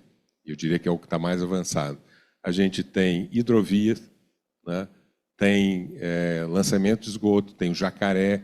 Então, dá para a gente absorver muitas coisas dessas se a gente realmente pensar por subbacia. Então, te peço, porque isso já foi aprovado no comitê. Está me dando trabalho ser presidenta mas aí desse estamos comitê, juntos, né? gente. Não, você é a presidente, pode ficar lá em berço esplêndido, mas eu tenho certeza que você não vai ficar no trono. Eu sei. E é uma honra ter você como presidente que enxerga o Oeste, né? Mas aí, se a gente, mudando um pouquinho, mas já terminando, se a gente seguir o que já foi aprovado no comitê, no Oeste, aliás, de atuar em cada uma dessas 5 bacias, a gente vai para frente e reduz a quantidade de atrito. Assim, a fala de Zé em relação a isso, né? E também em relação até ao próprio comitê de monitoramento, né? A gente observa, né, ela como diretora ou presidente, né, de uma instância, às vezes a gente é muito cobrada naquela instância, mas nós, enquanto membros, temos que fazer. Então, as proposições podem vir, ela pode encaminhar, você pode encaminhar, né? Vocês estão lá na Guanabara, encaminhar a proposição, mas os membros que estão ali têm que fazer, entendeu? A gente então tem que assumir esse papel, porque às vezes é fácil você indicar, faça aí uma coisa. Aí, o que você está mandando eu fazer? Você não está junto para fazer. Eu acho que muitas das vezes aquele que pede para fazer deve ser aquele que inicia o fazer. Eu, pelo menos, vejo assim, se eu vou propor uma coisa, eu estou me dispondo a ser o primeiro a fazer. Igual eu estava falando isso para o Morvan, o colega Morvan, nosso membro, o colega Morvan. Propõe, mas não quer estar junto. Ah, meu filho, então não proponha, entendeu? Porque e ela fala. Se tu vai propor, tu tem que estar junto aqui, entendeu? Tem que ser o primeiro a encabeçar a parada. Não vem me dizer o que eu tenho que fazer, porque eu já tenho muita coisa para fazer, e o que eu digo que é para fazer, eu sou a primeira a encabeçar a fazer. Então, assim, da mesma forma que eu entendo isso, eu acho que o outro coleguinha, membro, deve pensar da mesma forma. Não foi para te chamar a atenção, não, tá, Vigo? Era só, porque ela está presidenta também. Não, a presidente, e ali não tem nenhum apoio. E até você deve lembrar que numa das reuniões que eu estava no Palácio Guanabara, no adendo, eu sugeri que a gente pedisse ao Comitê Baía de Guanabara para dar parte desse apoio. E temos. A gente precisa só usar. Agora, em relação à Regiane, que a minha, digamos assim, foi coordenadora do Oeste antes de mim, depois teve uma pessoa que foi, enfim, e que até, enfim, não vale a pena falar, e eu fui coordenador. Mas no coordenador eu fiz isso que você está falando. Eu fiz, inclusive, um site com os especialistas que tinha tudo ali transparente, tudo passava, que é o teu discurso também. Então, nós temos todas as condições.